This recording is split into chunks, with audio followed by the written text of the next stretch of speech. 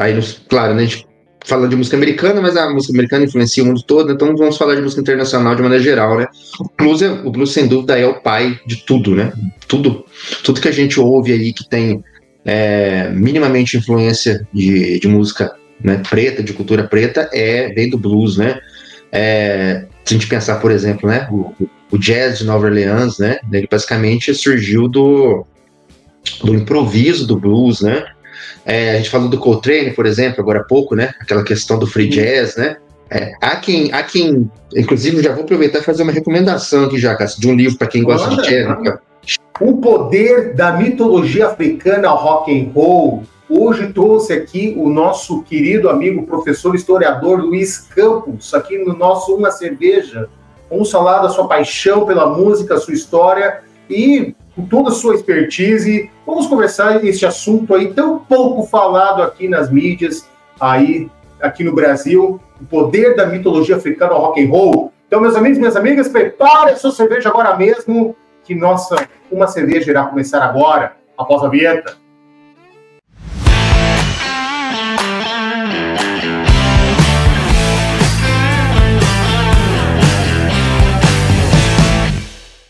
Fala, gurizada! Bem-vindos e bem-vindas aqui na Ponta da Agulha. E hoje temos a presença do nosso amigo Luiz Campos, meu velho. Prazer de ter aqui pela primeira vez aqui no canal. Como é que tá essa força, meu querido? Tudo bem?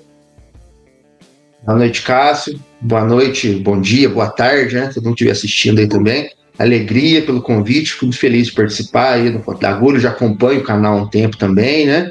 Muito feliz de participar, por poder falar um pouco sobre esses estilos musicais que eu tanto gosto, e são temas, artistas que são pouco falados, né, principalmente na internet brasileira, né, então muito feliz aí desse papo, e espero que renda bastante. Isso não há dúvida nenhuma, meu velho, vai acabar surgindo até uma websérie aí, te cuida, não se duvide. Mas antes aí, cara, da gente começar, eu rapidamente quero fazer um convite a todos os amigos e amigas de casa. Eu vou deixar abaixo no vídeo o CNPJ da instituição que a gente está ajudando em relação ao pessoal que sofreram vítimas das enchentes aqui no Rio Grande do Sul. É a instituição Sopão Solidário. Eu vou deixar abaixo no vídeo o CNPJ e também nos comentários. Para você, o que puder, faça uma contribuição a esse pessoal que já está há mais de 15 anos, semanalmente, sem falhar, levando comida para moradores de rua em Porto Alegre, em cada ponto da capital. E agora, de tudo que a gente, todo o Brasil e mundo, estamos acompanhando as tragédias aqui no estado, esse pessoal está fazendo ainda mais a diferença na vida das pessoas, tanto o pessoal de rua e também o pessoal, os desabrigados que estão em diversas instituições, colégios aqui no estado, e que o Sopão Solidário é mais uma instituição séria, sem fins lucrativos, zero, tudo em prol a ajuda a essas pessoas que estão precisando imensamente do nosso apoio. Beleza, meus amigos e minhas amigas? Sopão Solidário é uma instituição que abracei a causa, estou ajudando, e todos nós podemos, cada um da sua forma, poder contribuir aí em prol às vítimas das enchentes aqui no Rio Grande do Sul. Beleza? Luiz, meu querido, cara, como é que essa coisa chamada música chegou na tua vida, meu velho? Compartilha um pouco dessa sua paixão aqui com a gente. Como é que ela ingressou e não saiu mais de você? Olha, Cássio, eu acho que eu já nasci ouvindo música, sabe? Graças a Deus eu vim de uma família muito musical, e eu cresci com os meus pais dentro de dois mundos diferentes que me influenciam até hoje, que, assim, né, para quem não sabe, para quem não percebeu pelo sotaque, talvez ainda, né? Eu sou mineiro, né? Sou do interior de Minas Gerais. Então, o meu pai, eu cresci com ele ouvindo o que a gente costuma chamar hoje de música raiz, né? Música caipira, raiz, né? Que é o Tião Carreiro, Tonico Tinoco, né? Nada a ver com o que se chama de sertanejo hoje em dia, né? Existe essa polêmica aí, né? Existe muita gente que estuda, inclusive, as continuidades, né, e as rupturas desse estilo. E do lado da minha mãe, do lado materno, eu cresci ouvindo a MPB. Quem é um pouco mais velho aí, quem é da década de 80, da década de 90, talvez lembre daquela coleção que era vendida na banca de LPs, que era a História da Música Popular Brasileira. Era da minha mãe, então eu não lembro exatamente, mas vinha com algum jornal, com alguma revista, acho que era da editora Cultural, editora Cultura, né? Aquela que tinha um galinho, né? E infelizmente minha mãe não tinha a coleção inteira, mas eu lembro que assim, tinha Gilberto Gil, Jorge Ben, Cartola. E o legal dessa coleção, para quem lembra, ela era uma coleção que ela vinha com um fascículo, né? Explicando a história do artista, e as músicas que vinham nos LPs não eram músicas só do artista principal, tinha os intérpretes, né? Por exemplo, lá no LP do Gil tinha os Mutantes, né? E por aí vai. E isso eu cresci ouvindo esses LPs, né? Eu lembro que eu gostava principalmente do disco do Gil, porque imagina, uma criança de 5, 6 anos, né? Bate Macumba, Domingo no Parque, né? Tem toda aquela coisa, as letras têm aquela coisa meio jocosa, né? Meio de jogos de palavra. Então, para uma criança, isso era fascinante, né? Então, eu cresci nesses dois mundos, né? O que é curioso, né, cara? A gente para pensar, porque, assim, existe, até hoje em dia, dos dois lados, um certo preconceito mútuo, né? A galera da MPB às vezes, mas a música rural do Brasil, né? A música regional, não só a música caipira, né? Mas a própria música gaúcha, né? A música nortista, né? O pessoal, assim, da MPB mais tradicional, às vezes, né? E não todo mundo, mas às vezes o pessoal é meio elitista, né? E o pessoal da música caipira diz, eu não vou ouvir Caetano, porque isso aí, pelo amor de Deus, né? Então, eu acho que eu já cresci num lar sem preconceitos musicais. Isso me ajudou muito, né? Eu pego uma época assim que, claro, hoje é menos, mas ainda tem, né? Infelizmente sempre vai haver, mas eu pego numa época assim que era ainda mais, né? Tinha esse conflito da MPB com a guitarra elétrica, a parte elitista dos gêneros, né? Eu acho que o artista que fez a transição e derrubou as barreiras, primeiro o Milton Nascimento, né? Por ser, né, um artista que viveu a vida toda, apesar de ser carioca, né? Foi criado aqui em Minas Gerais, né? Uma cidade até aqui bem perto da minha aqui. A minha mãe é, inclusive, da mesma cidade que eu, Três Pontas, né? Três Pontas, né? Que é a cidade do... Eu moro em outra cidade, eu moro numa cidade chamada Itajubá, né? A cidade do Milton é Três Pontas, né? Que é aqui perto, né? E talvez ele trouxe, né? Essa coisa da Folia de Reis, da Congada, né? Um pouco para MPB. Mas tem uma dupla, e aí para quem não conhece fica a recomendação, até para quem está ouvindo e para quem está assistindo não gosta muito, né? Mas acho que é uma dupla que ela trouxe um pouco de refinamento para a música rural, que é o Pena Branca e Chevantinho, né? Que é uma dupla de irmãos mineiros também, já são falecidos, né? Mas eles trouxeram assim, essa MPB, eles gravavam, né? Gravavam Milton, gravavam Djavan, várias coisas assim no ritmo deles, né? E eu assisti um show deles na década de 90 e isso foi extremamente marcante para mim, porque foi talvez o primeiro artista que eu vi ao vivo que me tocou profundamente, sabe? De pensar, poxa, a música é algo mais, né, do que simplesmente entretenimento. Isso mexeu muito comigo, né? E para encurtar a história longa aí, né, eu fui um jovem, um adolescente na década de 90, né? Vou fazer 40 anos esse ano. E na escola eu era da turma do skate, né? Então, de uma galera que escutava ali o que fazia sucesso na galera do skate da década de 90, né? Que era aquele pop punk, né? O Rancid, né? Essas bandas assim, né? E quem escuta vai lembrar que essas bandas traziam muita coisa de ska, né? Essas bandas tocavam às vezes, né? Tinha sempre um skazinho ali, né? No meio, No Doubt, né? Essa geração da década de 90 aí. E aí, apesar de eu gostar dessas bandas, eu comecei a me interessar pelo ska, né? Pela música jamaicana. Fui descobrir, nem sabia que o ska era jamaicano, né? Fui pesquisar e descobri, pô, é jamaicano, né? Deixa eu ver o que é isso aqui. E aí que eu fui descobrir a minha grande paixão internacional, que é o reggae, né? Eu coleciono LPs, fitas, livros de reggae desde a década de 90, né? E aí eu descobri o Bob Marley, né? Talvez com um disco que todo mundo conhece do Bob Marley, que é o Legend, né? Que é aquela coletânea dele, que até hoje é o disco mais vendido da história do reggae, né? E é uma das coletâneas mais vendidas do mundo, né? É um disco que eu tenho algumas críticas, mas isso é um assunto para outro dia. Mas assim, aí o bichinho do vício musical, do colecionismo, enfim, né? Da nerdice, de querer ir a fundo e saber tudo, né? Me mordeu, e aí tô nisso aí há quase 30 anos aí, né? Caçando, descobrindo artistas. Que o reggae tem isso, acho que muito parecido com o rock and roll, né? Essa coisa de às vezes você descobrir artistas obscuros, aquele compacto que o cara gravou um só, né? E nunca mais apareceu. Porque na Jamaica a gente tem isso até hoje muito forte, a cultura do compacto, né? Do single, né? Isso é muito comum. Né? Os artistas normalmente, na década de 70, principalmente, lançavam muito mais singles do que discos. Inclusive os discos clássicos, às vezes, são nada mais que coletâneas de single, na verdade, não são discos pensados e gravados. Existem casos que sim, né?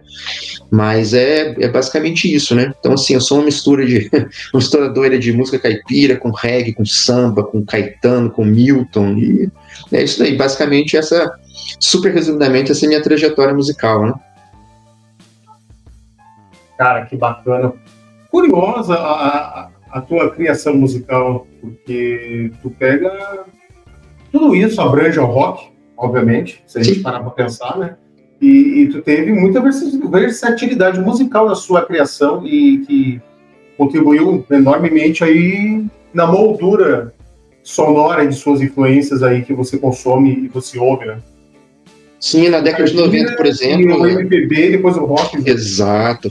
Na década de 90, hoje em dia, eu dou aula para jovens, né? E eu observo isso. Coisas que a gente tinha na década de 90, por exemplo, que eram mais comuns, como as tribos urbanas, né? Ah, você era da turma do metal, você era da turma do hip hop e tal. Hoje em dia é menos isso, né? Os jovens hoje em dia escutam de tudo misturado, né? Você não tem assim, na escola é a turminha do heavy metal. É muito difícil você ver isso, né? Não tem tanto, né?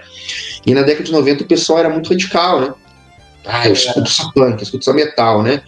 E eu acho que principalmente por causa dessa criação, né? De ter já crescer em casa ouvindo várias coisas, né? Eu, por exemplo, eu tinha uma tia também, que era também já falecida, infelizmente, que era de Três Pontas também, que ela tinha uma rádio em Três Pontas, que era a rádio existe hoje em dia, já foi vendida, enfim, que é a Rádio Sentinela, por causa da música do Milton, né? E eu lembro que na década de 90 ela me deu uma fita do Black or White, do Michael Jackson, né? Naquela época quem também é da minha idade vai lembrar quando estreou o clipe, né, do Fantástico, né? Foi toda aquela um frisson, né? Nossa, o clipe super tecnológico. Então, assim, eu acho que esse bombardeio, no melhor sentido da palavra, de um monte de coisa, né? De Caetano a Michael, a Bob Marley, a Tião Carreiro. Eu acho que isso me ajudou a não ter preconceitos musicais, né? Assim, claro, né? A pessoa que fala assim, eu ouço de tudo, eu acho que é um pouco mentira, né? Ninguém ouve tudo, né? É claro que tem coisas que eu não gosto, mas a gente dá chance, né? Às vezes, tem um artista pop que tá fazendo sucesso, vou pegar para ouvir, pelo menos, né? Nem que seja para eu falar que eu não gostei, né? Para criticar, mas eu gosto de ouvir. Então, assim, às vezes os amigos me mandam links, as coisas assim, eu ouço. Que, né, se o pessoal comentar alguma coisa aí nos comentários aqui embaixo no YouTube, eu ouço, né? Nem que seja para falar mal, mas eu vou ouvir. Não, acredito que também temos que, como todo cidadão e cabeças pensantes, de ter essa amplitude de pensamentos para todas as coisas, de tudo um pouco, né? Não vamos consumir tudo, mas, por outro lado, mesmo vai parar para conhecer as coisas, né? Com certeza. Há coisas que, cara, não gostou e depois, olha, gostei. Nossa, isso acontece muito, né? Coisas que eu ouvia quando era adolescente, eu odiava. E hoje em dia eu amo. Sei lá, um exemplo clássico. Eu lembro que eu escutei isso com, 16, 8 anos e eu achei horrível. Hoje em dia, uma das bandas que eu mais amo, Talking Heads, por exemplo. Eu detestei Talking Heads a primeira vez que eu ouvi. Porque, sei lá, eu não tinha bagagem musical, né? A gente vai falar hoje, por exemplo, das influências da música africana na música pop, no rock, enfim, né? O Talking Heads é uma banda que tem uma influência muito forte, né, da música africana, né? Nossa, e eu não tinha bagagem para entender isso, né? Eu falei, não, o que é isso aqui? Isso aqui não é rock, pô, que coisa estranha. E hoje em dia eu sou completamente fanático de Talking Heads, né? Cara, Talking Heads eu adoro. Banda que eu passei a gostar depois de velho, Smiths, que eu não gostava do Smiths, a Morrissey me incomodava. Hoje a poesia, cara, eu adoro. Até as danças do Morrissey, se prestar atenção, tinha muito com dança africana. Né? Uma coisa que eu não gostava também, cara, hoje em dia eu gosto muito, né? Esqueci até de citar nos estilos aí também. Acho que na música internacional, depois do reggae, talvez seja o que eu mais ouço, que é o jazz, né? Gosto muito hoje em dia. Sou completamente alucinado por jazz. E quando eu era um adolescente. Nossa, pra mim, Coltrane e Miles Davis, pra mim, são dos maiores gênios aí da música, e a gente também pode puxar a questão da influência africana também, né? Principalmente no Coltrane, né? Que é fortíssimo.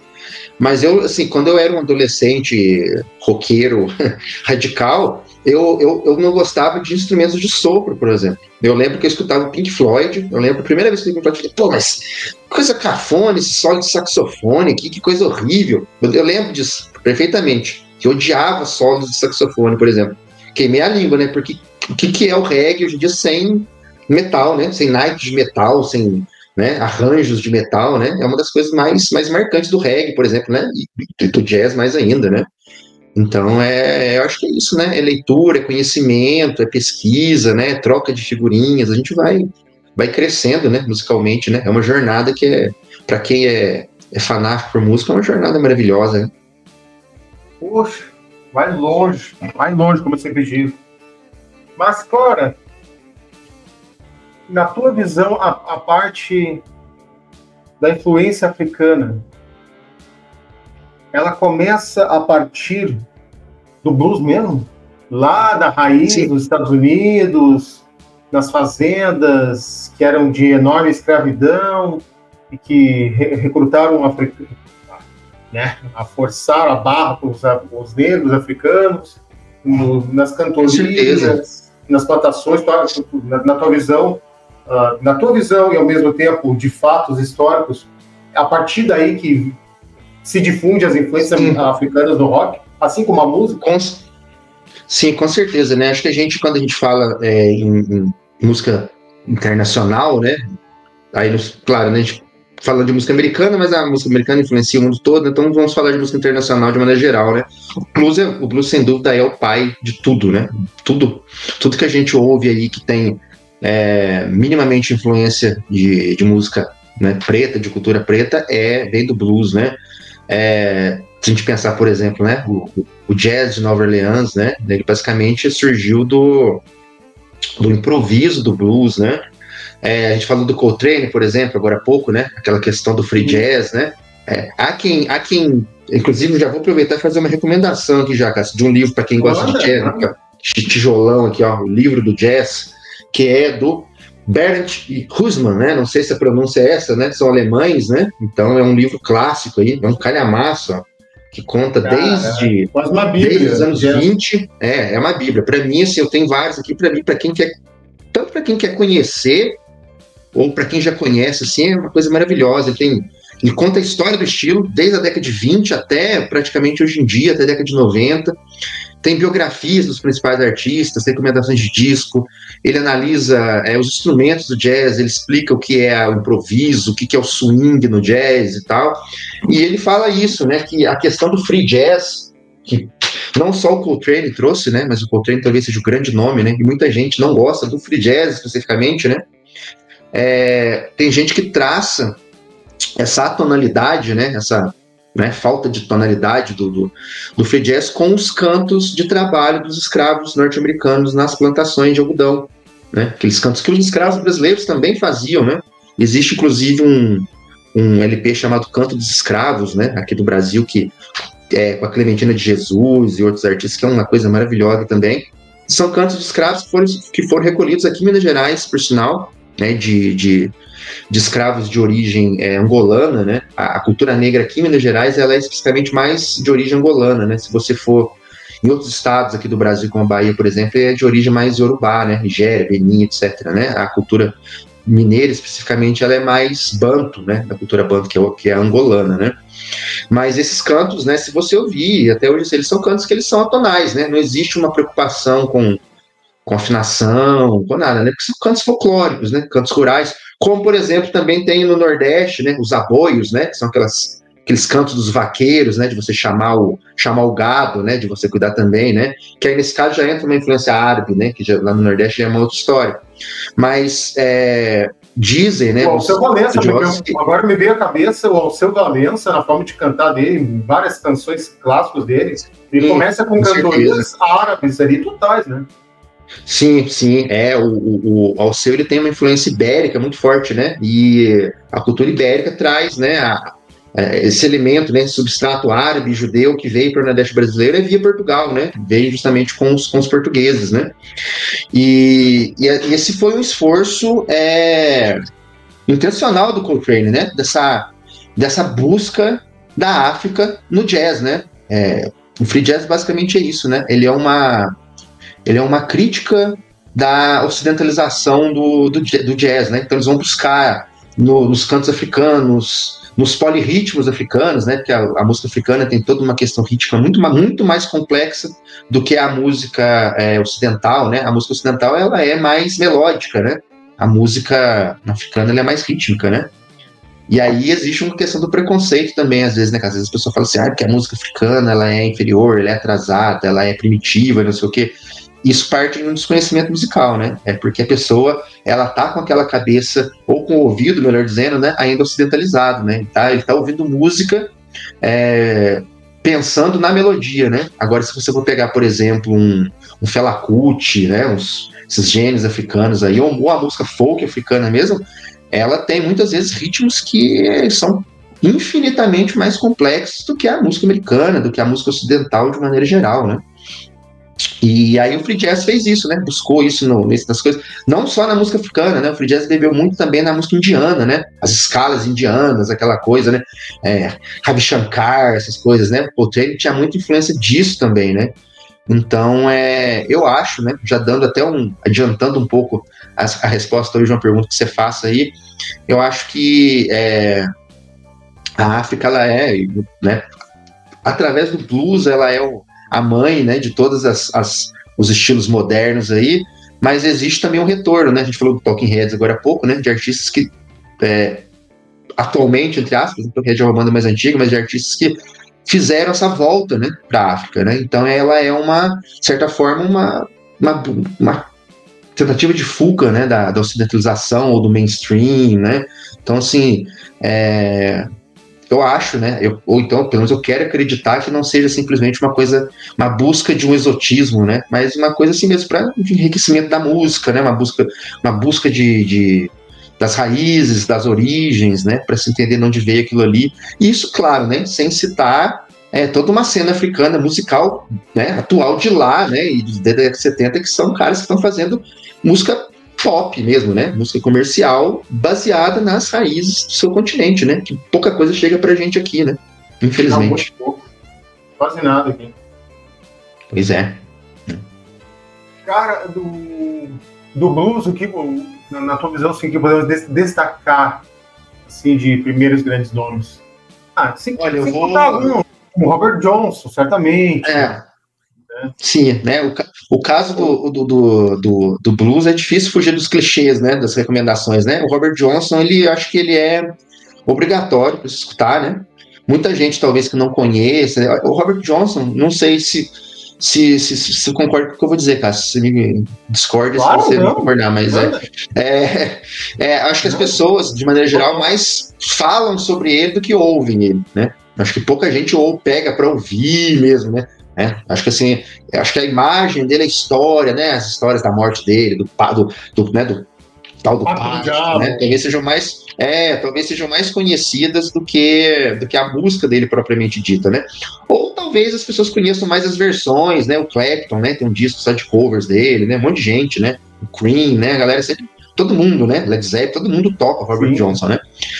Mas eu acho interessante para a gente entender, principalmente. E aí não só o Robert Johnson, mas toda essa galera do Delta Blues, né, Mississippi Blues, né, que é basicamente o blues acústico, né, o Mud Blues, Howlin' Wolf, os primeiros discos, né, antes da fase elétrica, da gente entender justamente as raízes rurais do blues, né, porque tem gente que acha que o blues já nasceu elétrico, né, o blues já nasceu amplificado, né, e o blues, ele guardadas as devidas proporções e fazendo uma certa comparação aqui, né, ele é uma música caipira, de certa maneira, também, né? Era uma música de campo, né? Como o country americano também era, né? Mas o blues também é, né?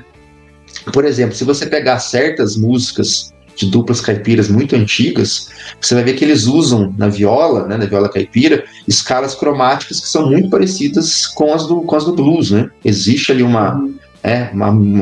em alguns momentos é uma melodia que até se parece.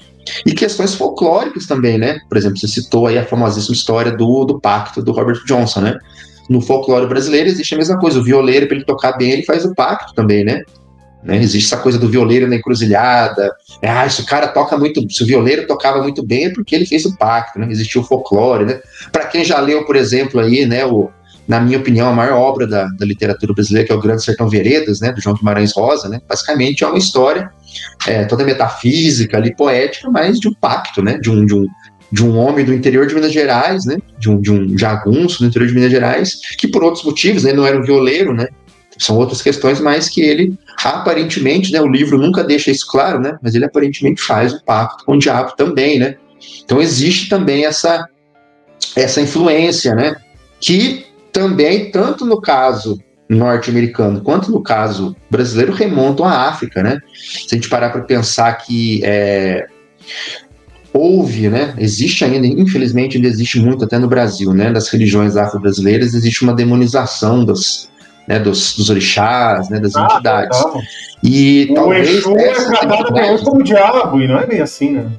Exatamente, né? E o talvez o lance do diabo foi, né, eu acredito que o Robert certamente tenha Exato. Algum momento de vivência africana dele, que o diabo, né, encruzilhada, na verdade, no ritual africano, exato. de divindade.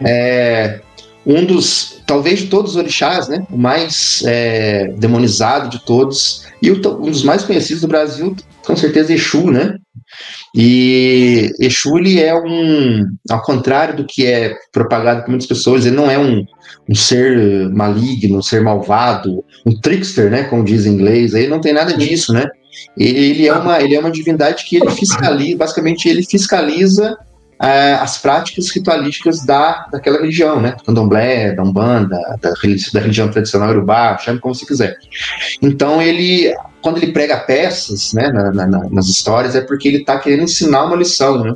Ele não prega peças como, sei lá, como Loki, por exemplo, na mitologia nórdica, né? Então ele é um fiscal. Na verdade, ele é uma divindade da ordem, né, da disciplina, que ele gosta que as coisas sejam feitas de acordo com a tradição religiosa, né?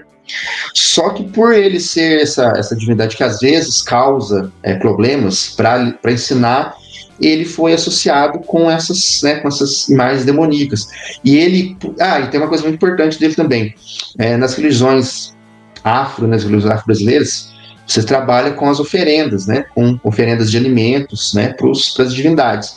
E a gente acredita que Exu, ele é a divindade que ele leva, né, a energia da oferenda para outras divindades. Então, se você vai fazer, sei lá, uma oferenda para Iemanjá, obrigatoriamente você tem que fazer antes uma oferenda para Exu, senão a oferenda para Iemanjá não chega para Iemanjá, né, porque Exu tem que levar essa oferenda. Então, se ele é uma espécie, eu não gosto muito dessa coisa de mitologia comparada, acho que cada religião tem a sua, né, mas Exu seria como se fosse um Hermes, né, o Mercúrio da religião brasileira, né? Ele é a divindade que faz o caminho de lá para cá. E se ele faz esse caminho, onde ele habita? Na encruzilhada, né? Porque a encruzilhada é onde todos os caminhos se encontram, né? Então houve essa coisa de o diabo na encruzilhada, né? Em todas as culturas afro, né? Só que nos Estados Unidos a repressão foi ainda mais forte do que aqui, né? Por exemplo, mesmo no sul dos Estados Unidos, né, na Louisiana e etc. Né, na Louisiana ainda é um caso específico que ainda sobrevive um pouco mais, né, mas nos outros estados ali, nas outras regiões do sul dos Estados Unidos, você repara que não existem espiritualidades negras, né, ritos, crenças, mas você não tem religiões organizadas. Né, não existe um candomblé, por exemplo, nos Estados Unidos, né, não existe uma umbanda nos Estados Unidos. Né, você tem ali, como eu disse, né, na Louisiana ali algumas crenças, mas aí elas vêm de outro lugar, né? Elas vêm muito mais ali de haitianos, de outras coisas, do que do próprio Estados Unidos, né? Então você tem crenças que não são necessariamente ligadas a alguma religião. Então, por exemplo, você as pessoas fazem lá os feitiços, as amarrações, mas elas não têm divindades. Elas não têm um Exu, elas não têm uma Iemanjá, não têm um Xangô, elas não têm nada disso, né? Então a diferença seria essa, né? O Robert Johnson fez o pacto lá, mas lá a gente não consegue fazer esse traço né, desse diabo norte-americano com uma divindade específica, né? Então, assim, o que torna a história mais obscura ainda, né? Então, né, o Robert Johnson fez isso mesmo, não fez? Ele sabia o que aconteceu, ele acreditava nisso, ele não acreditava, né? Ficou a lenda, né? E como dizem os publiques, a lenda, né? A lenda às vezes é mais interessante do que a realidade, né?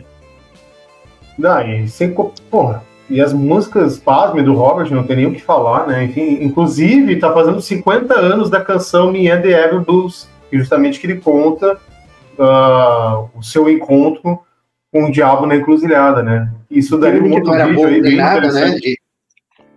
Ele que não era bobo nem nada, ele alimentou essa lenda, né? Você vê que várias músicas dele, né, tem essa imagem demoníaca, né? Então ele de certa forma, foi o marketing dele da época, né? Ele já era um popstar, né? Então, se estão colocando essa peste em mim, eu vou usar isso mesmo, né? Inclusive, mais uma recomendação para quem não assistiu, né? Provavelmente você deve ter assistido. Na Netflix, né? Tem um documentário ali curtinho, né? Uns 40 minutos ali, contando um pouco da história do Robert Johnson também. E aí fala-se um pouco da questão do pacto, como é que foi, né? Que ele sumiu, né? Tem essa história que ele tocava ali nos clubes. Ele não era um bom instrumentista, né? No primeiro momento ali. Ele sofria até um certo preconceito. E aí ele some durante um tempo e ele volta, um negócio absurdo, né? E o pessoal, por que esse cara fez, né? Então, assim, esse documentário, ele conta um pouco, né?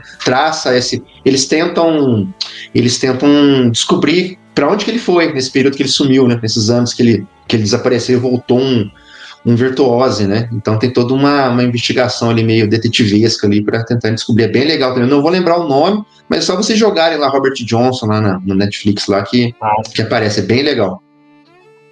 Não, até tem um vídeo, tem na internet, o Eric Clapton, que nesses discos que ele gravou do Robert Johnson lá nos anos 2000, ele comentando, né, a forma que ele toca, ele não consegue replicar, né, fazia umas batidas ali muito próprias e únicas do Robert Johnson, né, não eram dedilhados ou solo, mas umas batidas ali que tiravam sonoridades ali que era muito dele, né. Tem músicas ali, ele gravou poucas músicas, infelizmente, né, morreu novo, né, quer dizer, morreu não, né, foi morto, né, envenenado, né, toda a história, gravou poucas músicas, né, mas você ouve ele as gravações são precárias, né, porque são gravações ali gravadas de maneira meio amadora e tal, mas gravou no hotel, né, aproveitou. Sim, tem música ali que parece que tem 2 violões tocando. É um absurdo. Porque é tão complexo ali, né, na questão de mão esquerda e mão direita ali, né? Vai que o diabo tocando com ele, né? Nossa. Jamais saberemos, né? Pois é. Cara, e tem outros nomes ali que podem citar aqui. É pouco falar, por exemplo, o Bonnie Walker, que para guitarra elétrica foi o primeirão, assim, digamos, e que deu influência muito forte com o B.B. King, né? O Bonnie, que foi muito regravado posterior, né? Então, esses caras aí começaram a dar moldagem do rhythm and blues, né? Sim, aí quando a gente, né, até agora a gente tá falando aqui do blues acústico, né, do blues rural, como vocês falam, né? A partir do momento que a galera pega a guitarra elétrica e pluga ali, aí é uma revolução, né? Aí vem toda essa turma que você citou e já tá a raiz do rhythm and blues, já começa ali, né, o embriãozinho do rock and roll, né? Vamos lembrar, por exemplo, uma banda como os Stones, né? No começo de carreira, os caras eram completamente alucinados nessa galera aí, né? E eles ficavam chocados, né? Tem a história, né? Que eles ficavam bravos, né? Que os ídolos do blues, do rhythm and blues, os caras estavam lá praticamente passando fome nos Estados Unidos, né? E a galera em Londres ali, né? Toda essa turma, o Clapton, né? O Stones, o Pink Floyd, né? No começo de carreira também, né? Esse pessoal simplesmente idolatravam esses bluesmen aí, né? E uma coisa que eu ando percebendo, assim... Quase uma banda blues de início de carreira dele. Sim, e eu ando percebendo, assim, pelo menos, acho que no Brasil todo, mas aqui em Minas Gerais eu ando percebendo muito assim, uma galera nova que anda começando a tocar o blues mesmo, sabe? Anda surgindo uma cena de blues legal, assim, até de gente autoral mesmo, sabe? E assim, eu acho legal que tá tendo esse retorno. E muita gente que veio do rock, né? A gente voltando ao que a gente falou no começo, né? Aquela coisa da pessoa ir buscar a raiz do estilo, né? Claro, né? A gente conversou até um tempo atrás, né, com esses dias aí na internet, né? Estamos conversando e a gente falou, às vezes, claro, né? Todos nós amamos Beatles, né? Todos nós dois aqui somos Beatlemaníacos, amamos tudo isso. Mas às vezes a pessoa ela fica estacionada só naquilo ali, né? E aí eu acho tão legal você, por exemplo, sei lá, você é fã de Beatles, pô, os Beatles gravaram um cover, né? No álbum deles tem um cover de tal artista, pô, deixa eu ver isso daqui, eles foram influenciados por isso daqui, nossa. Por que os caras tocavam Bessame Mútil? O que tem a ver com rock and roll? Vou atrás disso para descobrir, né? E aí você vai, pô, pensa bem, cara, se um cara que escuta os Beatles tocando Bessame Mútil, o cara vai pesquisar, o cara pode ir, sei lá, conhecer a música cubana, né? Bolero cubano, que é, né? Aí o cara vai pro Buena Vista Social Club, né? Que é uma coisa maravilhosa também. O cara pode ir para aquela questão do jazz latino, né? Que é toda uma escola também completamente diferente de improviso, que é uma coisa...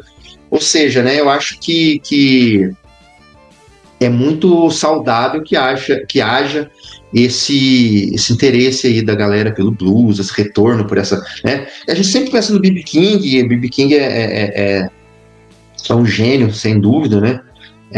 Inclusive nesse livro que eu mostrei, o autor fala que os 3 maiores guitarristas de todos os tempos são o Hendrix no rock and roll, o B.B. King no blues e o Wes Montgomery no jazz. Para quem não conhece o Wes Montgomery também, corre atrás aí, que é um cara maravilhoso também, um cara que toca sem palheta, uma coisa mais dedilhada, assim, um negócio maravilhoso. 3 negões, né, também, e dizem que um era fã do outro, né, eles se ouviam ali, se alimentavam, né, tinham influência ali, né. B.B. King era um cara que não parou no tempo, né, B.B. King era um cara que escutava os discípulos dele, né? Então isso é muito legal também. Jamais deixou de fora, né? Com certeza. Tu vê, cara, é incrível como acaba abrangendo praticamente, assim, não digo tudo, mas quase tudo. Me veio a cabeça agora. Imagina Black Sabbath se não fosse o blues, tá? Nem teria existido Black Sabbath, que não existiria é uma banda de blues rock, né? Não existiria heavy metal, né? Sem Black Sabbath, então não existiria heavy metal sem o blues, né? A gente fazendo aí a evolução, né? E engraçado, né? Porque assim, eu quando era mais novo tive uma fasezinha heavy metal ali. Hoje em dia eu não tenho muita paciência para heavy metal, mas eu ouço, claro, né? Esses originadores de estilo Black Sabbath, eu gosto muito, né? Há certa controvérsia a questão se o LED é uma banda de metal, para mim não é, né? Mas é uma banda de rock pesado, né? Uma banda de hard rock, né? Pelo menos, né? De Purple, né? Toda essa primeira geração aí, todo mundo era maluco por blues, né? E em algum momento aí no percurso do metal, ele meio que perdeu a negritude dele ali, né? Você vê que as bandas de metal, assim, talvez, ali no começo da década de 80, né? Ali, aquela geração da New Wave of British Heavy Metal ali, né, o Judas Priest, Iron Maiden, foi o pessoal que foi deixando o blues um pouco de lado, né, o pessoal foi, né, por exemplo, no caso do Iron Maiden, se a gente for sair das influências de guitarra pesada, eles bebem muito mais no folk, né, inglês, né, do que no blues, por exemplo, né, não é uma banda assim que tem essa influência, né. Ou, sei lá, até uma banda que não é de metal, mas que é o AC/DC, por exemplo, né? É uma banda que é de rock and roll, mas na minha opinião, pelo menos, na minha opinião pessoal, alguém pode discordar, não tem problema nenhum, é uma banda que não tem tanto swing, né? É um rock and roll mais duro, né? Se isso é bom, é de cada um, né? Mas é um, né? Sei lá, então eu acho pra mim o grande problema do metal, a partir dos anos 80, do hard rock, é isso, né? O pessoal perdeu um pouco ali a negritude, né? O blues, o balanço do negócio ali. Algumas bandas tiveram, né? Começo de carreira, sei lá, do Aerosmith, né? Não sumiu, né? Mas assim, se a gente pegar, por exemplo, essas bandas de metal farofa, né? Da década de 80, né? É um rock branco, né? Literalmente, né? Assim, eu ia tocar nesse ponto. A gente não tem, assim, ordem cronológica aqui. Mas aí estaria um ponto que aí já seria sem separações aqui, longe disso, de etnias, né? Estamos todos juntos numa coisa só. Mas aí não diria que é uma apropriação dos brancos, foi uma criação dos brancos de tornar um outro caminho sonoro do que estava até então, enraizado das fontes da música negra, e o branco talvez absorveu de suas próprias características a música branca, o rock branco, que é justamente essa coisa mais direta ao ponto, mais linha reta, também muito por conta da influência da indústria fonográfica, né? De tornar uma coisa mais suscetível, como o próprio Judas Priest, que incorporou duas guitarras, tirou os teclados, né? Que o teclado vem do jazz, vem do blues, né? Muito bebido do Deep Purple, né? Então, acredito que nesse ponto aí é um rock branco. Sim, com certeza, né? O que não quer dizer, né? Aí eu vou fazer coro porque você disse, o que não quer dizer que é ruim ou nada, né? É uma questão de gosto, né? Com certeza. E jamais fazer essas divisões, né? Existe em todos os estilos, né? Sempre tem o purista, né? E, por exemplo, o jazz mesmo, né? O jazz, ele é considerado uma música negra, um estilo negro, mas ele é um estilo mestiço. Ele é um estilo que ele não é um estilo puramente negro, né? Muitos dos pioneiros já em Nova Orleans eram brancos também. Existiram brancos pioneiros do jazz também, né? A formação, veja bem, né? Falei agora há pouco, porque a gente fala em jazz, a gente pensa em instrumentos de sopro. Mas a formação clássica da banda de... a formação clássica da banda de jazz com instrumentos de sopro é uma formação de bandas militares europeias, que existiam em Nova Orleans, né? Aquela coisa fanfarra, né? Que a gente fala aqui no Brasil, né? De desfiles, né? Em Nova Orleans até hoje existe essa cultura, né? Do carnaval deles lá com esses desfiles das bandas.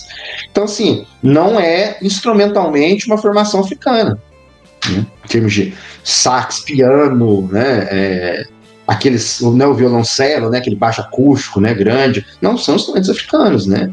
O próprio violão também, né? Do blues, né? Há toda uma controvérsia. Não é exatamente um instrumento africano, né? Então, purista sempre é um problema, né? Por exemplo, falei agora há pouco que eu sou um grande fã de reggae. O reggae é um estilo, talvez, o pessoal acha como que o metaleiro é complicado, o fã de reggae, quando é para ele ser radical, talvez seja o pior de todos. O reggae também é um estilo, e aí puxa a história também. O reggae, ele nasce, eu falei do ska agora há pouco, que é anterior, então vamos voltar um pouquinho. O ska, o que é o ska? A ilha, né, a Jamaica, ela fica bem perto dos Estados Unidos ali, né? Então o pessoal conseguia sintonizar as rádios do sul dos Estados Unidos, as rádios da Flórida ali, de outros estados, né? E o que tocava nessas rádios? Rhythm and Blues, basicamente, né? Então o ska nada mais é que uma tentativa dos jamaicanos de tocarem Rhythm and Blues ao estilo deles, né? Então, ou seja, eles já tentaram ser originais ali, mas basicamente é um Rhythm and Blues, muita influência de jazz também, né? Então não existiria, por exemplo, o reggae sem a música norte-americana. Pô, pega, sei lá, muitos cantores de reggae, os caras têm influência de soul, né? Cheio. Por exemplo, as bandas clássicas de reggae. Normalmente, a gente fala bandas, mas não são bandas. A cultura jamaicana musical é o seguinte, você tem, grande maioria são trios vocais. E aí você tem a banda do estúdio que grava o disco. Né? Por exemplo, né, o Bob Marley, quando ele tinha lá a formação original, né, antes dele ser carreira solo, que eram os The Wailers, né? Quem toca os instrumentos não são os The Wailers, né? É uma banda do estúdio, né? E como é uma ilha pequena, né? Com 3 milhões de habitantes mais ou menos, você tem as bandas clássicas, né? Tem banda que toca em discos de vários trios vocais. E esses trios vocais de harmonia vocal, de onde que veio isso? Vem do soul americano, né? The Impressions, né? Tem muito cantor jamaicano de reggae que canta com falsete, né? Curtis Mayfield. É isso, os caras ouviam isso. Os ídolos desses caras são isso até hoje, né? Então, como é que você vai criticar uma coisa, né? As pessoas acham, às vezes, né, Cássio, que os estilos típicos, né, de um país, né? Seja o reggae lá, seja o Noel Guarani aí no sul, seja o Elomar lá na Bahia, os caras acham que a música desses caras brotou do chão, né? Nasceu uma planta ali e o cara colheu e o estilo estava pronto, né? Não vem influência de um monte de lugar, né? Misturando isso e o cara vai, né? Então, assim, não existe música pura, né? Não existe música 100% original, né? Então eu acho que, aí voltando, né, respondendo a sua pergunta, né, voltando para a questão do rock farofa, né, esse embranquecimento do rock, né, claro, existe toda uma crítica social, etc, né, a gente pode até entrar num debate, num outro momento, se existe um certo racismo nisso, né, mas assim, eu concordo com o que você disse, eram demandas do mercado, né, era uma música feita para o público americano, né? Pro americano de classe média, né? O americano urbano, né? Então, você tem que colocar uma roupagem naquele som ali que venda pro público que você está pensando, né? É lógico, né? Não vou botar ali um bando sei lá, de redneck ali tocando no Kiss e achar que vai vender, né? E mesma coisa ao contrário, né? Não vou botar os caras do Kiss para tocar, sei lá, country pro cara do Texas, né? Não vai vender, né?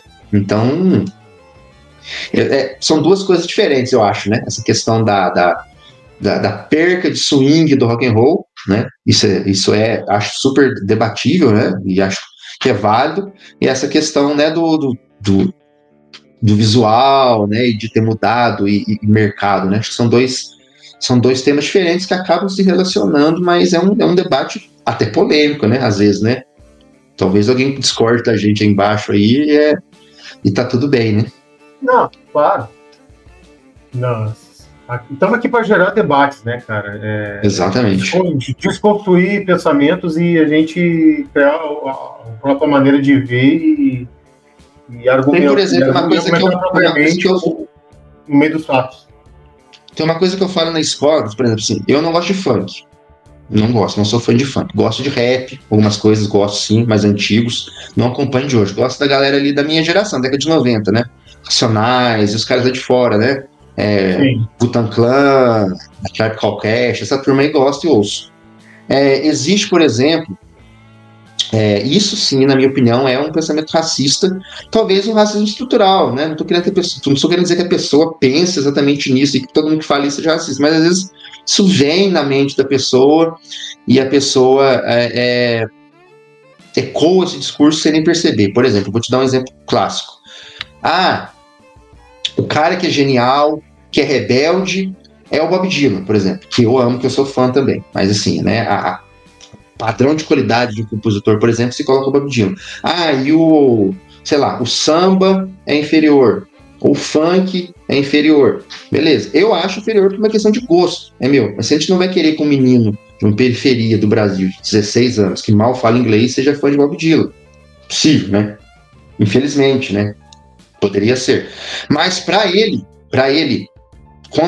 se rebelar, seja lá contra o que for, né? Contra uma autoridade, né? Contra o governo, contra os pais, contra o sistema, chama o que você quiser.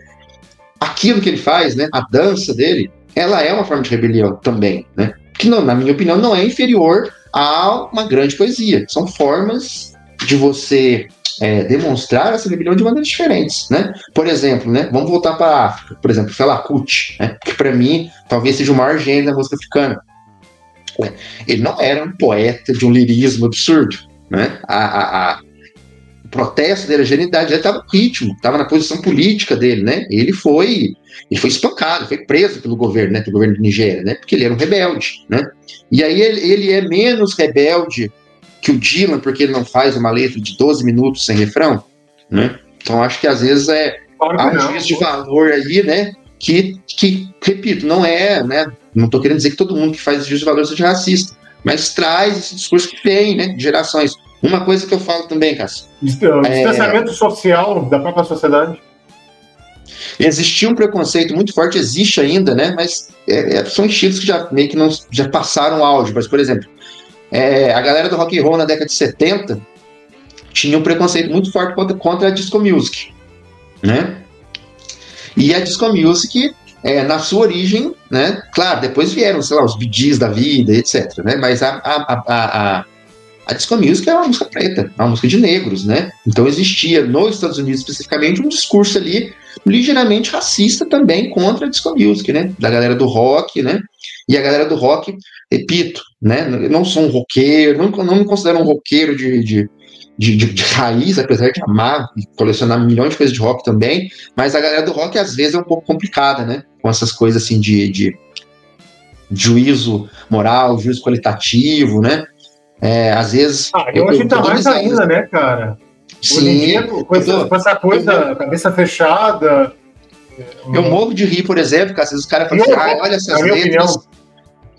Chega o cara, às vezes, assim, olha essas letras imorais do funk, olha isso, que baixaria. Mas o Jim Morrison cantando I'm Your Backdoor Man, tá tudo certo, né? O LED falando lá, né?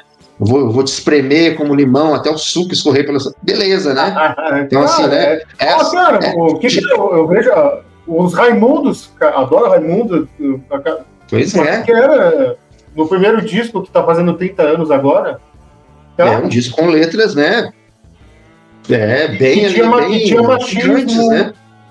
Sim. Não fazer apologia ao machismo, mas letras de duplo sentido escrachadas.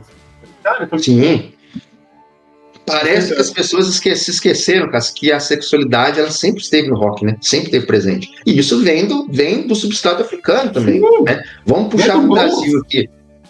Né? Os escravos eram proibidos de demonstrar suas músicas, de demonstrar sua fé, suas danças. Vamos lembrar, gente, há menos de 100 anos atrás, você tocar samba na rua, você era preso, era crime. Se você andasse com um pandeiro debaixo do braço no Rio de Janeiro, você era preso por vagabundagem, simplesmente por estar com um pandeiro.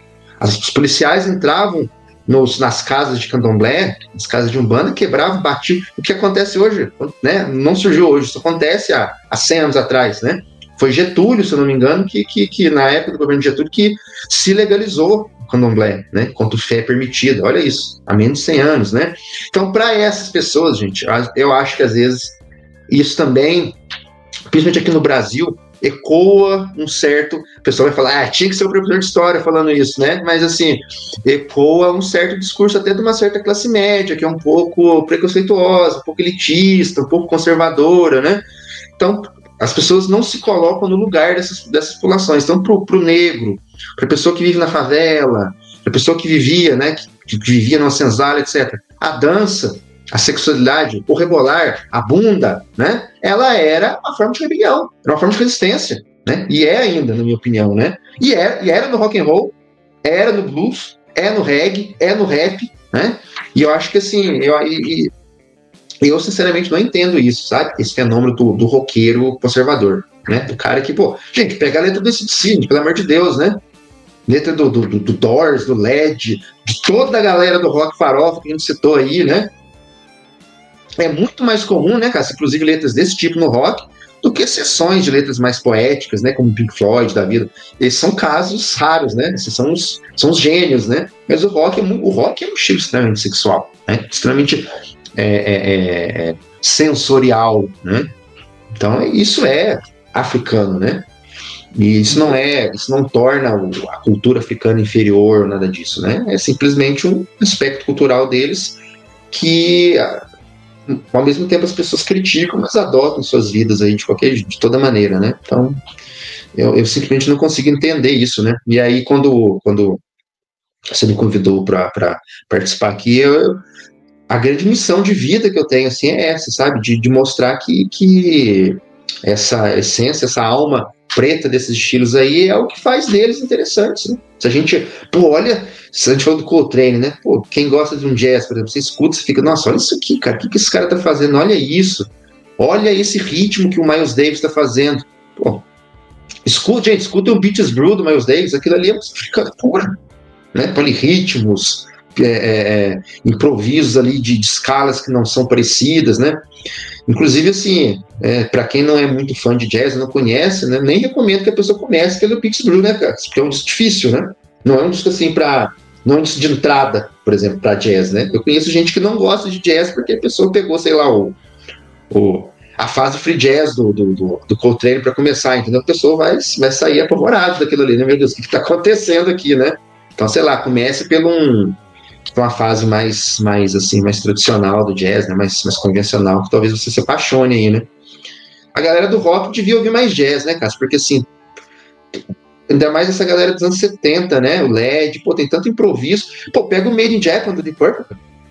Jazz puro, cara. Total. Pois é, né? Os discos ao vivo do The Who, até os discos ao vivo do LED, embora que o LED começou a ficar muito excessivo depois, solos quase que intermináveis, as improvisações do Yes, nossa, cara, pois total, né? Pois é, eu acho que se o pessoal fosse atrás para conhecer, mas Luiz não gosta de jazz, não adianta. Então tem um fusion, tem um jazz rock, né? Pega, sei lá, um John McLaughlin, né? Como chama a banda? Eu esqueci, o Mahavishnu, né? Mahavishnu Orquestra, né? Que tem mais pegada, né? A galera que curte a guitarra, Se você toca, quem tá assistindo aqui toca guitarra, cara, vai, escuta o Mahavishnu, cara, é um negócio absurdo, assim, solos agressivos, solos rápidos, né? Parece que é solo de metal aquilo tem hora, né? De tão nervoso que é, né? E era um cara pacífico, um cara que bebia no budismo ali, né? Uma coisa meio. Tem a fase do Santana, já na década de 70, né? Depois que ele saiu daquela fase mais latina dele, que é maravilhosa também, né? Mas ele entrou ali numa segunda fase mais jazzística ali também, uma coisa mais. Inclusive, ele chegou. O Santana é outro também que bebeu muita fonte africana ali. Sim, via sente Cuba, muito né? flamenco na forma dele de tocar. Sim, via Cuba, né? Porque, né, ele tem, né, ascendência cubana, né? E Cuba também. Cuba é um país que ele tem muitas semelhanças com o Brasil, né? Musicalmente falando, né?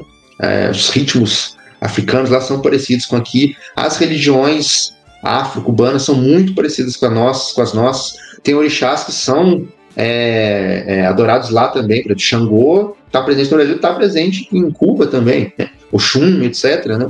Então, assim, curioso de pensar nisso, né? É um país que é um país latino-americano, mas não é um país que faz fronteira com o Brasil, mas talvez seja o país, na minha opinião, culturalmente, musicalmente mais próximo do Brasil, aqui da América Central ali para baixo, ele talvez seja o país que mais tem semelhanças musicais com o Brasil, né? A questão, por exemplo, falei agora há pouco do bolero, que, né, tem milhões de ritmos cubanos também. Se vocês pesquisarem, vocês vão ficar maravilhados com o que existe ali numa ilhinha tão pequena, né? Então, assim, eles têm essa cultura do improviso também, né? Que a gente tem sim, né? A gente tem aqui artistas melhores aqui no Brasil de um rótulo que eu adoro, que é o jazz samba, né? Esses trios aqui da década de 60, né? Tamba Trio, né? Essa turma toda que acompanhavam, sei lá, Elis Regina, essa turma toda que é uma galera que fazia samba instrumental, né? Mas com a formação de banda de jazz, né?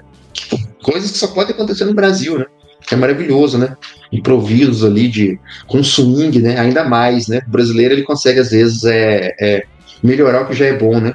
O jazz, que já é um estilo swingado, o cara traz aquele balanço do samba, da bossa nova, dos outros estilos ali, faz um negócio de doido, né? E eu fico triste, às vezes, que a galera mais rock and roll não conhece essas coisas, né? Não estuda, não pesquisa, e pode até trazer mais conhecimento, sei lá, se a pessoa toca um instrumento, né? Eu acho imprescindível. Tô vendo os instrumentos aí no fundo, né, Castão? Eu falo isso pra todo mundo, cara, se você toca um instrumento ou tá aprendendo um instrumento, cara, vai estudar jazz, cara, aprender jazz, entender que esses caras estão fazendo que assim, isso vai te tornar um instrumentista melhor. Eu sou um instrumentista falido, assim, eu engano, toco um pouquinho de violão, toco viola caipira, eu gosto muito de tocar viola caipira, mas assim, eu tenho um violeiro aqui da minha cidade, inclusive, ele é um dos maiores violeiros do Brasil. Faço uma recomendação, o nome dele é Ivan Vilela, para quem não conhece, né? Ele é um pesquisador também, ele escreveu livros sobre história da música caipira, etc. Ele montou na USP o primeiro curso, dentro do curso de música, da Faculdade de Música da USP, o primeiro curso de viola caipira acadêmico do Brasil, né? E ele, hoje em dia já é mais comum, né? A viola é um instrumento que ela já foi pro conservatório hoje em dia, né? Ela já foi pro salão de concerto já. E ele falou isso pra mim, cara, a minha maior influência na viola caipira é o Miles Davis. Que ele fala, eu aprendi com o Miles Davis que a nota que você não toca é tão importante quanto a nota que você toca. O silêncio, e o Miles Davis tem isso, né? O Miles Davis, ele é econômico, né? Ele não é um cara ele não é um Dizzy Gillespie, por exemplo, que toca 1 milhão de notas, né? O Miles Davis não necessariamente era um virtuoso, né? Ele era um cara que era melodioso, né? Ele era um cara que naquele livro que eu mostrei, o cara fala assim, nenhum músico do jazz conseguiu expressar a solidão tão profundamente quanto o Miles Davis. Que é aquela coisa triste, né? Aquela coisa do amor que se foi, né? O Miles Davis, ele era, apesar de ter sido um grandíssimo, um porra louca, né? Ele era um romântico, né? Ele era um grande romântico. Então ele foi, talvez, eu acho que eu concordo com esse autor disso, né? Então, às vezes, o silêncio, né? A nota que você deixa de tocar, a nota que você deixa aquele espaço, ela diz tanto quanto 1 milhão de notas ali, né? E veja bem, um cara que não toca jazz, né? No caso do Ivan Vilela, trouxe isso pro estilo dele. Mas ouçam, se você, por exemplo, ele tem um disco dele que são versões ele gravou, por exemplo, While My Guitar Gently Weeps com viola caipira, que é uma coisa maravilhosa, assim, né?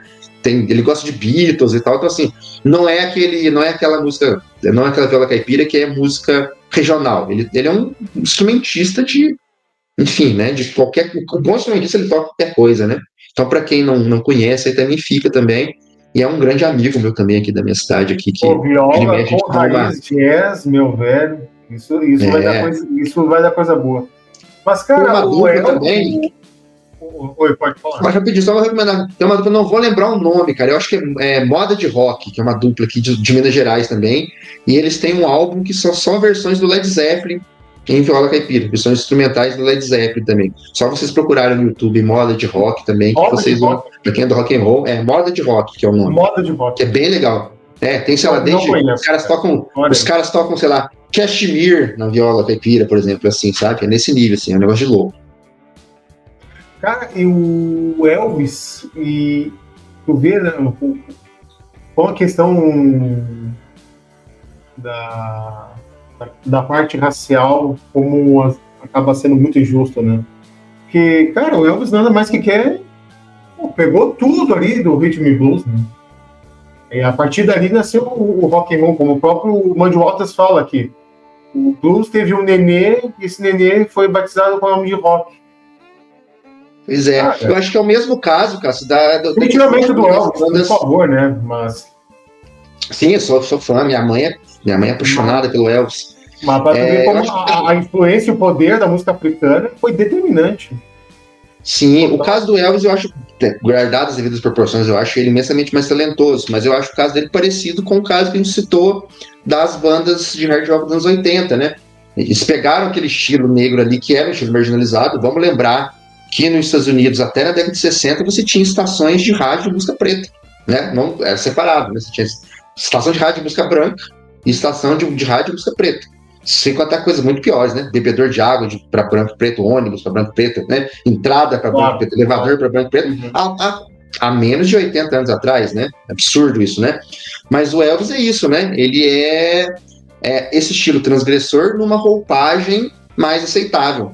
Por mais que quando ele rebolava, ele escandalizava todo mundo, mas pensa bem, gente, o que escandalizaria mais o americano médio ali, né? Sulista, racista, assim, o Elvis ou o Little Richard, né?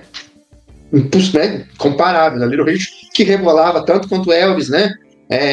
Tinha a questão da sexualidade, né, por cima, né? As letras, né? Tem todo esse debate também. Então, assim, o Elvis, ele veja bem, a palavra que eu vou usar agora eu não vou usar no sentido negativo. Todo artista é um produto, né? A partir do momento que você grava um álbum, você vende, você é um produto, né? Mas o Elvis, ele era um produto mais palatável para o público americano em geral do que os pretos que cantavam rhythm and blues, os pretos que cantavam rock, né? Então, assim, é bom para ele, né? Isso foi um elemento que ajudou no sucesso dele, o que não desmerece o talento que de fato ele tinha, de maneira alguma. Acho sim que ele é um gênio, não desmerece isso, mas aí entra a mesma coisa, né? De você tornar aquela coisa que é perigosa, né? De certo sentido, para o jovem, numa coisa segura, né? Uma coisa que pode ser vendida para o cidadão de bem americano, né? O primeiro produto, assim, mercadologicamente falando, dentro da indústria pornográfica em toda a história, e que faz um cara acima de toda a média musical, foi o James Brown? Olha, artista negro, pop, forte. Sim, olha. A nível mundial. Sim, eu acho que sim. Pensando assim, estou tentando percorrer a linha do tempo ali, eu acho que sim, né? Claro, né? Existiram, né? Esses outros, como tu citou, também fiz esse exercício, estava pensando. Pois é, cara, todos os caras fodão ali, o Paco Mares, né? O eu vou talvez generalizar um pouco, cara. Eu acho que assim, claro. Isso, mas aí o James Brown entra nessa equação também. Mas eu diria que quando começaram a surgir as grandes gravadoras de música negra americana, né? Basicamente a Motown e a Stax, né? Que são as duas grandes, né? E aí esses artistas, né? O Marvin Gaye, né? Já na década de 60, né? O próprio James Brown, né? Esses caras, eles começaram, né? A Motown tinha isso, né? Existe, até isso tem, eu acho engraçado. Existe uma briga, né? Pô, você prefere a Motown ou você prefere a Stax, né? A Motown ela tinha aquela coisa do arranjo mais pop, né? Aquela coisa, arranjo de corda, já era um soul ou um rhythm and blues mais adocicado, né? A Stax já fazia um som mais sujo. Mas aí vem a ironia da história.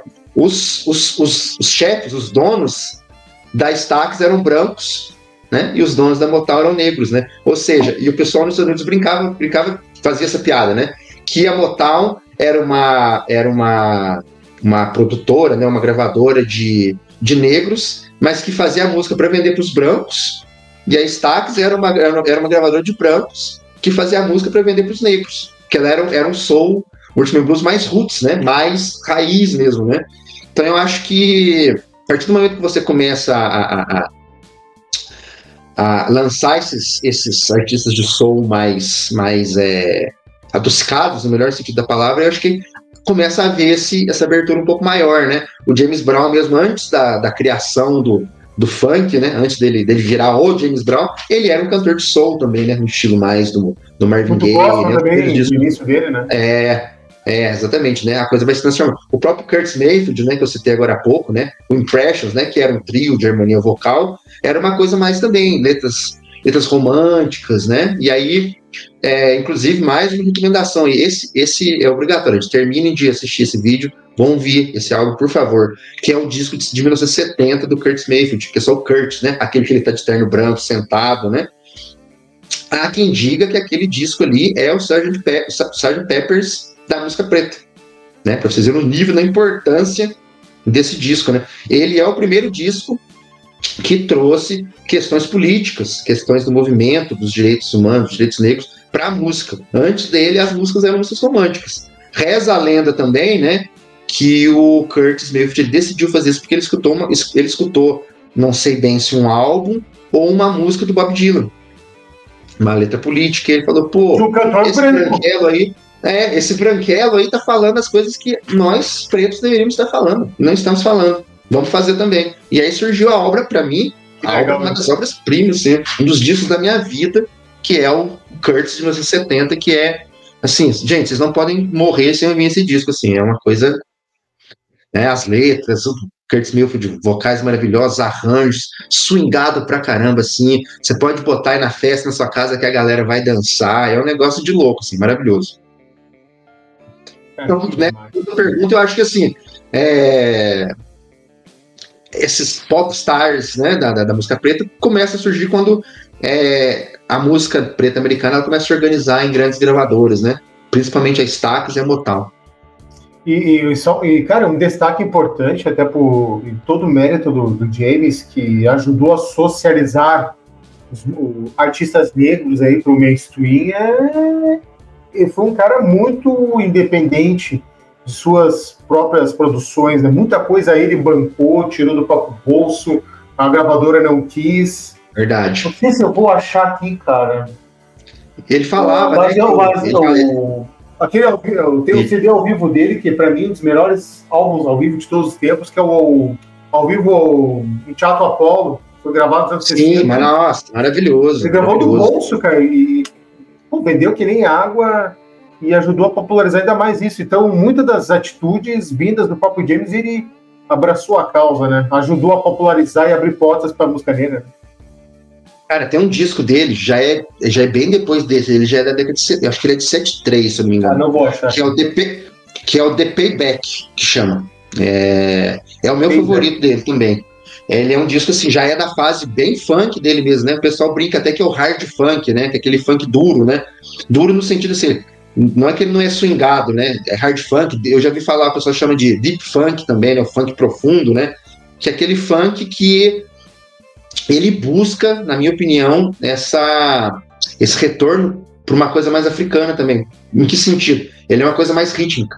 Aquele funk daquela bateria, né? Aquela coisa mais... Não tem muito floreio assim de guitarra nem nada. É uma parada para dançar. É música de baile, né? Então aquela parada é a pancada mesmo, né? É um descasso. Músicas de 10 minutos e ritmo, sabe? Aquela coisa assim, aquele ritmo hipnótico, não é uma coisa que não muda muito, né? Não tem muito arranjo, muito frufru, não. É um negócio Então, assim, também para quem quer disco aí para chacoalhar a bunda aí, The Payback, se eu não me engano, de 7.3 também, fica a dica aí também, que é um descasso também. Nossa, fase maravilhosa, né? Cara, e das mulheres, quem tu diria que abriu portas aí no dedo mainstream aí na música negra? A Tina Turner, por exemplo? Tina Turner, com certeza, né? Se a gente for falar em rock and roll, né? As pessoas esqueceram, né? Que a Tina Turner já foi uma...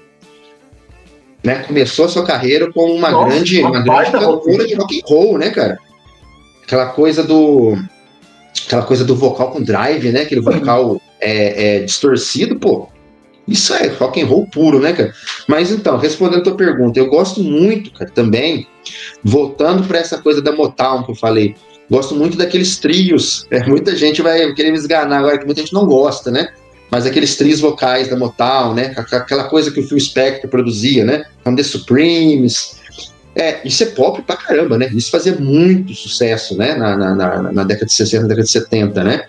Nossa, e nos 70, né? Eram, né? Aqueles vocais assim, isso é muito pop, né? Aquele pop açucarado mesmo, né? Que a gente brinca, né? Música de bailinho, né? Para os casaizinhos dançarem e tal, né? Então, acho que todas esses trios vocais aí, né? Marta de Vandellas, esses grupos, acho que abriram as portas, né? Claro, depois muitas dessas cantoras aí foram para a carreira solo, né? A Diana Ross, né? Acho que é importante falar também dela, né? Esses nomes aí são muito importantes. E as cantoras brasileiras também, né? As sambistas brasileiras, falei da Clementina de Jesus, que talvez seja maravilhosa, né? Uma cantora que nem era negra, né? Mas que trouxe muito da cultura afro. Engraçado.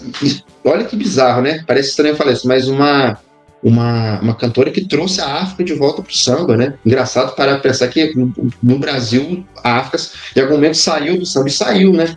Eu gosto, por exemplo, daquela geração do samba canção, mas é uma geração que o samba ele foi embranquecendo também, né? Arranjo de corda. Se você pegar os sambas canções clássicas, você vê que a percussão ela fica lá no fundo, né? A produção deixa o tambor lá no fundo e a orquestra lá na frente, né? Então aquela coisa assim, esconde o africano e bota o europeu para frente, né? E a Clara Nunes, né? Que eu ia citar aí, que talvez seja um dos principais nomes do samba, né? Acho que é a minha favorita, que trouxe essa coisa do orixá de volta pro samba, trouxe o candomblé, a umbanda, né? O samba tava perdendo isso, né? Então aqui no Brasil tem ela, Beth Carvalho, que também não era negra, né? Mas trouxe essa coisa muito forte, né? Leci Brandão, que é uma cantora aí que é meio esquecida, né? Se fala muito pouco dela. Leci é uma rainha, cara, levantou muitas bandeiras. Pois é, da religião, da questão, né, da sexualidade.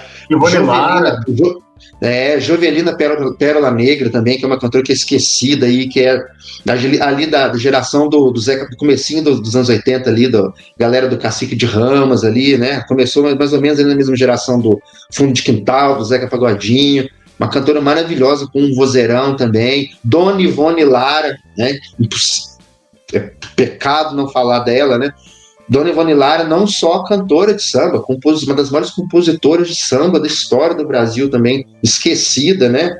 Assim, quem é do samba, claro, conhece, né? Mas é uma compositora de samba, assim, que é pouquíssimo falada, né? Que acho que para quem curte um samba aí é obrigatório também, né? Tem muitas. O legal da cultura africana e da religiosidade africana é que ela não traz certos paradigmas que o pensamento europeu, o pensamento ocidental traz, por exemplo, a questão do machismo, né?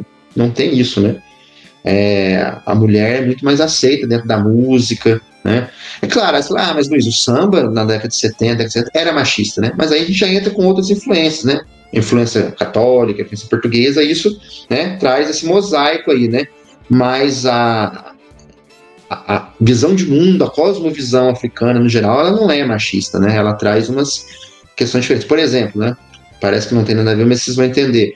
Por exemplo, numa casa de candomblé, por exemplo, né? As pessoas que são devotos lá, que são iniciadas no orixá, né? São as pessoas que nas cerimônias religiosas incorporam, né, os orixás. Um um homem que é filho de uma orixá mulher ou uma mulher que é filho de orixá homem, ela pode incorporar esse orixá, né? Ou seja, um filho de Iemanjá pode incorporar Iemanjá e uma filha de Xangô pode incorporar Xangô, né? Então isso já quebra um paradigma total, né?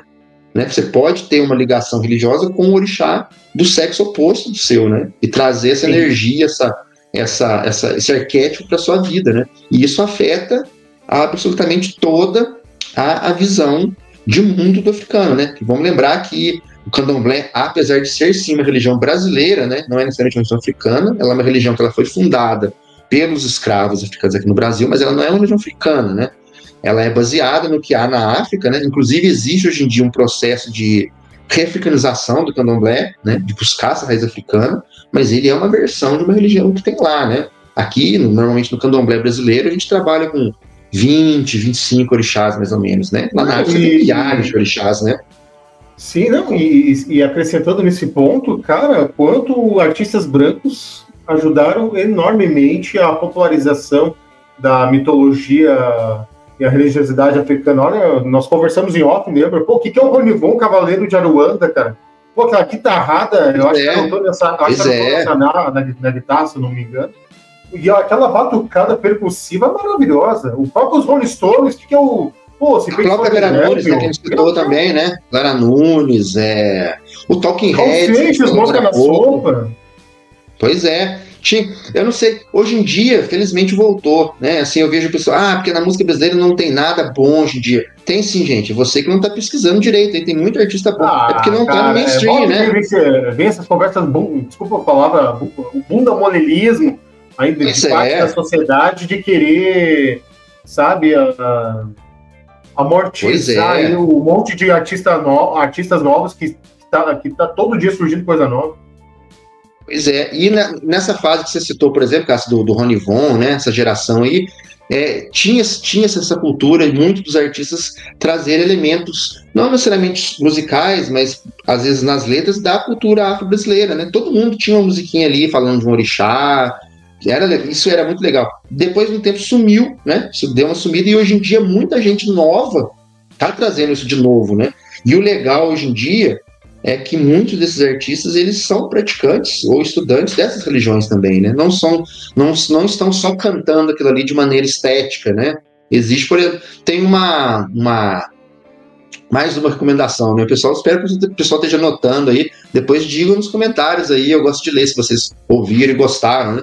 Tem uma cantora que ela é de Pernambuco, o nome dela é Alessandra Leão.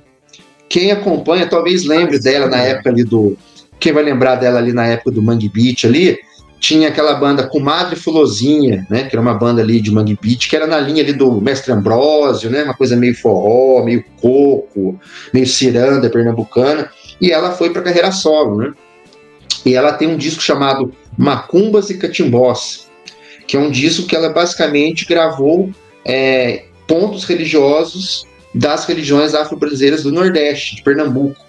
Né? Só que uma curiosidade, por exemplo, lá em Pernambuco, eles não chamam a religião afro de candomblé. Né? O candomblé basicamente, hoje em dia já se espalhou pelo Brasil todo, mas o candomblé basicamente é um fenômeno baiano. Né? Por exemplo, né, Cássio, aí no Sul, o pessoal chama as religiões afro-brasileiras de batuque, né? Que já tem uma outra origem territorial diferente do candomblé.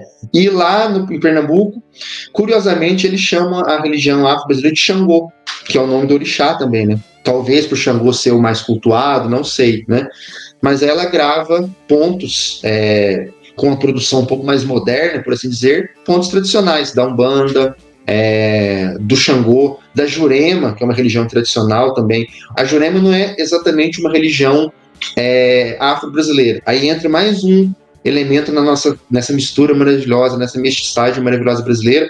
A Jurema, ela é uma religião afro-ameríndia brasileira. Ela tem influência também das pagelanças, né? A Jurema, ela é uma planta sagrada que eles tomam, né? Eles fazem um chá lá para eles terem, né, visões religiosas, etc. Né? Então ela tem uma influência muito grande indígena também. E ela traz esse elemento também. Então Macumbas e Catimbós da Alessandra Leão também, para quem gosta dessa coisa, muita percussão também, muito tambor, atabaque, batuque, para quem gosta dessa área aí, é um prato cheio também. E tem uma geração muito nova aí de gente boa que está, né, bebendo muito forte na África também, né? Nossa, cara, agora tá no auge hoje o nosso novo herói brasileiro, o Eloy Casagrande, agora no Slipknot. Verdade. Slipknot, cara. Pô, aquilo ali é África pura no som deles ali. E o Eloy agora vai agregar mais ainda ritmicamente, instrumentalmente, percussivamente, agora que é um cara que bebeu demais do samba, que foi a base criativa e educativa dele no seu instrumento, vai incorporar esses elementos no som dos Slipknot. Quer dizer, tomara, né? Acredito. Tudo indica aí que vai ser um baterista aí realmente para ficar, não vai ser apenas de turnê. E, cara, os Slipknot é um grande exemplo, hoje, atualmente, mainstream dos últimos 10 anos para cá, fazendo um som pesado, cara, e aquela agressividade africana incorporada. Aliás, né, Cássio, eu acho que é importante, a gente não pode terminar o nosso vídeo aqui sem falar do Roots do Sepultura, né? Que é um disco ali que Poxa, eu lembro quando saiu, assim, eu não sei. Até do Roots, até no Kills AD ali, os caras já estavam... Sim, alimentando, né? É que o Roots talvez seja daquela explosão, né? Uma coisa assim que... Eu lembro que na época muita gente não gostava, né? Pô, que é isso aqui? Aí vem novamente a questão do racismo estrutural. Porra, é essa de índio aqui na música, né? Mas assim, é um disco que... E eu acho, sinceramente... O próprio Waiohas, né? Sim, eu acho uma pena Acho uma pena que existam poucas bandas hoje em dia no Brasil que bebam nessa fonte, né? Bandas de rock, não de metal, mas de bandas de rock pesado, que bebam nas brasilidades, né? Não só na questão afro, né? Mas na música regional, né? Bandas que misturem, né? Eu sei que tem, né? Mas são poucas bandas relativamente. Olha o tamanho do Brasil, né? Acredito que chegar no mainstream hoje está mais difícil, né? Pois é. Tem o rock brasileiro genuíno. Cara, tem de monte, né? Assim, várias formas. Desde o Paralamas, né? Como já chegou no passado, é difícil, né? Pois é, né? Desde o Paralamas, década de 80, já misturando ali, misturando rock, reggae, com guitarrada do Pará, né, cara? Misturando com axé, cara. Pô, né? Talvez o primeiro artista pop fora da Bahia trazer o axé, né? Sim, gente, o axé, aquela axé music mesmo, né? Trazer para elementos, né, para fora do nicho ali foi o Paralamas, né, pro Sudeste aqui, né, antes até da Daniela Mercury vir aqui pro Sudeste, né, o Paralamas já fazia isso. Mas tem muita gente boa. Um baita exemplo. Nossa, eu amo o Selvagem Bora Bora. A primeira música, eu nunca guardo o nome, cara. Como é que é o nome do pessoal? Depois me lembrar isso aqui, né? A primeira música do Bora Bora, que é um reggaezão, cara, né, com um arranjo de metais ali, que é um negócio maravilhoso. Tem muita gente boa, gente. Mas eu vou fazer mais uma recomendação, cara. Tem um cantor aqui de Minas Gerais, inclusive. Eu acho ele. Olha só, eu vou fazer uma afirmação forte aqui. Eu acho ele, hoje em dia, tá, gente? É claro que nós temos Milton Nascimento e tal, mas assim, né? Eles já estão numa fase, né? Já estão mais velhinhos, né? No caso do Milton, por exemplo, a voz já não é mais a mesma, né? Tem um artista aqui em Minas Gerais que o nome dele é Sérgio Pererê. Eu acho ele, hoje em dia, o maior cantor brasileiro, maior voz masculina do Brasil, Sérgio Pererê. Ele traz muitas influências africanas também da cultura afro-mineira, né, da cultura banto, da cultura angolana. Ou seja, Folia de Reis, Congada, louvores a São Benedito, louvores aos orixás e tal. E ele tem um vozeirão. Então, assim, imaginem o Tim Maia cantando uma música mais afro-brasileira, né? Imagina o Tim Maia cantando músicas para os orixás, com batuque e tal. Ele tem um timbre que às vezes lembra um pouco o Tim Maia. Só que o estilo é completamente diferente do Tim Maia. Ele não tem influência de funk, de soul. Ele vai para essa coisa mais rural, mais assim, com uma influência africana muito grande. E tem um disco dele chamado Coração de Marujo, que assim, é um disco que eu ouço, toda vez que eu ouço, eu choro de emoção. As letras são assim, falam de religiosidade, mas falam muito sobre lembranças, nostalgia, escravidão e tal. Um disco muito emocional, assim. Então também eu acho que é um prato cheio para quem, né, se interessou pelo que a gente falou aqui hoje, ou quer saber mais também, é bem legal também. Cara, quase 1 hora de conversa maravilhosa que renderia umas 3 horas facilmente aqui. Que daqui vai surgir aí, estamos aí conversando aí, cara, um projeto muito bacana aí de poder trazer aí outras vertentes aí dentro deste maravilhoso universo aí que vamos colocar ao mainstream aí, certamente. Luiz, cara, uma pergunta clássica aqui aos meus convidados do nosso Uma Cerveja, que você certamente não vai escapar daqui, não. Me cita um disco que você mais adora na sua vida e me cita um disco inusitado que você adora, que as pessoas não fazem ideia de que você curte. Um disco fora da curva, um disco da tua vida que a mais adora e um disco inusitado que você adora. O disco... quando a gente é muito maluco por música, às vezes o nosso disco da vida ele muda, né? De mês em mês, a gente, escutei isso daqui, volta e tal. Vou roubar um pouco na pergunta, Cássio. Vou no disco que mudou minha vida, disco importante, eu vou citar 2, tá? Eu vou citar um que é o disco da minha adolescência, que mudou a minha vida, e um que com o tempo foi se tornando, né, o disco da minha vida. E aí eu vou no clichê, porque eu falei do reggae, né, e aí é o grande estilo, assim, que eu gosto. Um que é o clássico, que é básico, que é o Catch a Fire, do Bob Marley, né, que na época ele não era o Bob Marley solo, né, eram os The Wailers, né, era o Bob Marley, o Peter Tosh, né, que muita gente conhece também, né, e o terceiro vocalista, que era o Bunny Wailer, que é menos conhecido, mas também tem uma carreira solo muito legal. Ele tem um timbre que lembra um pouco o Curtis Mayfield, também um falsete muito bonito. E é um disco, assim, que foi o primeiro disco que eu ouvi e falei, caramba, eu me apaixonei, assim. E aí, se você me perguntar, cara, se eu tava pensando esses dias, assim, por que eu amo tanto reggae, eu não sei te explicar. Ouvi, bateu, amei, é isso, música é isso, né? Eu ouvi, sei lá, a alma se apaixonou e é isso. Eu não tenho uma explicação racional pra você porque eu gosto. Mas esse é o disco, assim, que me fez me apaixonar, né? Se, para quem não conhece, for correr atrás, gente, uma pequena recomendação. Existe uma versão, a versão mais conhecida desse disco, que é a versão que saiu na Inglaterra, que ela tem os overdubs. Vem aí de novo, olha só, vamos colocar uma maquiagem para vender a música preta mais fácil. Aí colocaram coisas mais solo de guitarra, para vender para o inglês, que era fã de rock and roll, né? E existe a versão jamaicana do Catch a Fire. Luiz, onde eu vou achar isso? É fácil, gente. Vocês acham nos streams aí. É só vocês procurarem a versão de luxo do Catch a Fire. Essa versão jamaicana, ela saiu de bônus, junto com a versão remasterizada. E ela é uma versão mais crua, mais reggae mesmo. Então ela é maravilhosa. Escutem essa que ela é mais legal, tá? E o disco, né, o segundo, que se tornou, que é uma banda de reggae também jamaicana, que é pouco conhecida, quer dizer, pouco conhecida para quem não é do reggae, né? Uma banda, sim, já tocou no Brasil várias vezes, inclusive. É uma banda que se chama Israel Vibration, né? E é um álbum chamado The Same Song, né? A mesma canção, que é um disco, assim, extremamente característico do que é o que a gente costuma chamar de roots reggae, né? Reggae de raiz mesmo, né? Não vai ter musiquinha de meu amor, nem nada. São músicas sobre questões políticas da negritude, músicas religiosas, Rastafari mesmo, louvores a Jah, né, toda aquela questão deles mesmo, um disco raiz, cru, sem muito enfeite. Eu gosto do reggae assim, né, essa coisa mais raizona mesmo, né. E o inusitado, né, não é tão inusitado assim, que eu contei um pouco meu percurso musical aí, né?